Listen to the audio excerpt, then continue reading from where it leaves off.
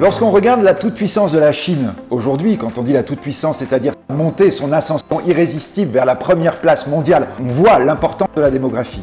C'est aussi quelque chose qu'il faut souligner ici, c'est que pour la Chine, la question démographique explique que finalement les Chinois sont absolument certains de dépasser les États-Unis. En revanche, on voit bien que le vrai problème de la Chine, c'est du point de vue asiatique, la montée en puissance de l'Inde.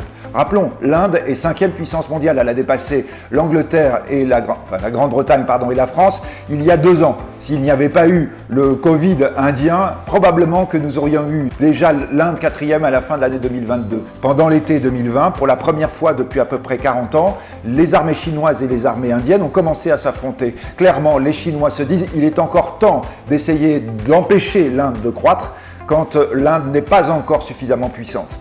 C'est un des grands affrontements de notre époque qu'il faudra regarder.